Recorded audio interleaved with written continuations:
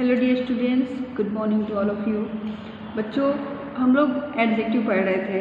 Adjective के क्रम में ये हमारा 4th वीडियो है और इसके पहले हमने एडजेक्टिव के बारे में और इसके कुछ प्रकार के बारे में पढ़ा है।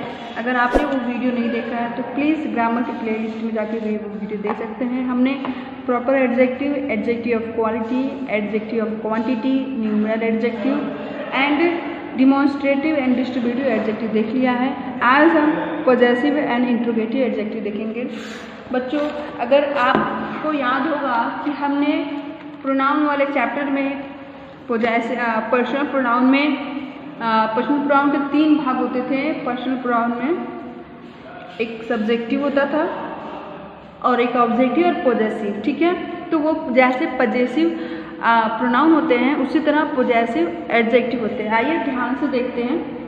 हाँ, इस एडजेक्टिव से अधिकार या संबंध का भाव व्यक्त होता है। जैसे पॉजेसिव प्रोनाउन से भी संबंध का भाव प्रकट होता था, इसमें भी किसका भाव प्रकट होता है? अधिकार या संबंध का।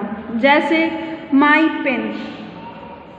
Pen is black. मान लीजिए हम क्या कोई सेंटेंस बनाए, पेन इज ब्लैक, पेन काली है, लेकिन ये ब्लैक इसकी विशेषता है जो एडजेक्टिव ऑफ क्वालिटी दिखा रही है, लेकिन पेन किसकी है?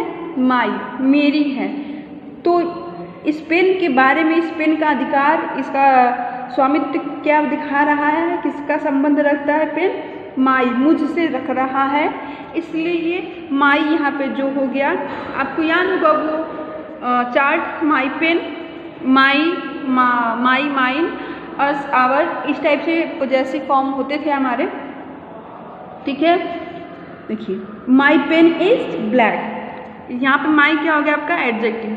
हमने कहा कि पेन के पहले जो शब्द आते हैं, या मतलब नाउन के पहले जो शब्द आते हैं, वो आपको क्या कहलाते हैं? एडजेक्टिव कहलाते हैं, ठीक है। इसी तरह दिस इज माई पेन, अगर हम उल्टा करके इधर इसको ऑब्जेक्ट के रूप में भी देख सकते हैं, दिस इज माई पेन, यह मेरी पेन है। तो यहाँ पे भी पेन की विशेषता क्या है कि यह मेरी है, तो यहाँ भी माई क्या हो गया? आपका एडजेक्टिव हो गया, ठीक है। अगर हम कर दें, हमने पिछले वीडियो में हमने समझाया भी था प्रोनाउन वाले, अगर हम कह दें दिस पेन इज माइन, तो यहाँ पे जो माइन है, ये पेन मेरी है, तो यहाँ पे माइन आपका प्रोनाउन हो जाएगा, लेकिन यहाँ पे जो माई है ये आपका एडजेक्टिव हो जाएगा, ठीक है। योर बुक इज लॉस्ट, तुम्हारी किताब खो गई है, तो यहाँ पे बुक की विशेषता क्या है? बुक का संबंध किससे है? तुम्हारे से है, ठीक है। तो योर आपका एडजेक्टिव हो गया, पॉजेसिव एडजेक्टिव हो गया, ठीक है। अब देखिए हिज कैप, यहाँ पे हिज उसकी पॉजेसिव है, कैप का संबंध किससे है? हिज से है। कैप किसकी है? उसकी है, ठीक है। इज वाइट, उसकी जो टोपी है वो सफ़ेद रंग की है, ये भी आपकी एडजेक्टिव है, लेकिन यहाँ पे ये पॉजेसिव एडजेक्टिव है। ये कौन सी एडजेक्टिव है? एडजेक्टिव ऑफ क्वालिटी, लेकिन यहाँ पे ये एडजेक्टिव ऑफ पॉजेसिव एडजेक्टिव है, ठीक है। आइए अब देखते हैं difference between possessive adjective and possessive pronoun, ठीक है। यहाँ पे बिटवीन लिखना भूल गया।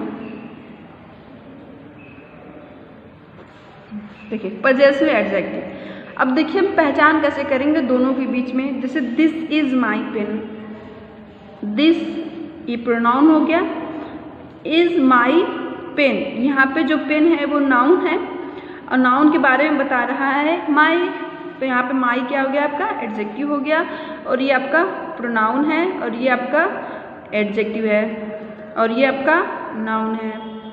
और इस वाले सेंटेंस में देखिए दिस पेन, यहाँ पे जो दिस था वो प्रोनाउन है, लेकिन यहाँ पे जो दिस है वो एडजेक्टिव है ना, और ये पेन आपका नाउन हो गया और ये आपका प्रोनाउन हो गया। इसी तरह यहाँ पे जो दिस है वो भी क्या है? प्रोनाउन है। योर आपका एडजेक्टिव, पॉजेसिव एडजेक्टिव है, और बुक आपका नाउन है। यहाँ पे दिस बुक है, तो ये बुक के बारे में विशेषता है, इसलिए दिस क्या है? एडजेक्टिव है।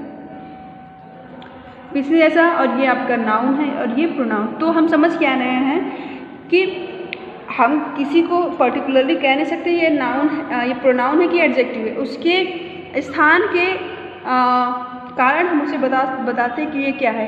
अगर किसी शब्द के बाद वर्ब आए तो वो आपका प्रोनाउन हो जाएगा, अगर किसी शब्द के बाद नाउन आए तो वो आपका एडजेक्टिव हो जाएगा। या ये कहें अगर किसी शब्द के बाद नाउन आए तो वो एडजेक्टिव हो जाएगा, अगर किसी शब्द नाउन के बाद नाउन के पहले वर्ब है तो ये प्रोनाउन हो जाएगा। ठीक है, इसी तरह दिस ये प्रोनाउन है, योर आपका एडजेक्टिव हो गया, बुक आपका नाउन है। यहाँ पे दिस आपका एडजेक्टिव होगा क्योंकि ये बुक की विशेषता है।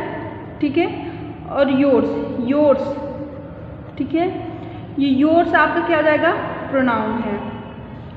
ये आवर्स आपका प्रोनाउन है। दिस नेशन, यह नेशन, यहाँ पे दिस आपका एडजेक्टिव हो गया, डिमॉन्स्ट्रेटिव एडजेक्टिव है ये आपका, ये भी डिमॉन्स्ट्रेटिव एडजेक्टिव और ये प्रोनाउन है। ये सारे प्रोनाउन हैं और यहाँ पे ये सारे आपके पॉजेसिव एडजेक्टिव है। ठीक है, और ये आपके क्या है, ये चारों ये आपके डिमॉन्स्ट्रेटिव प्रोनाउन हैं, आपके डिमॉन्स्ट्रेटिव प्रोनाउन हैं और ये चारों आपके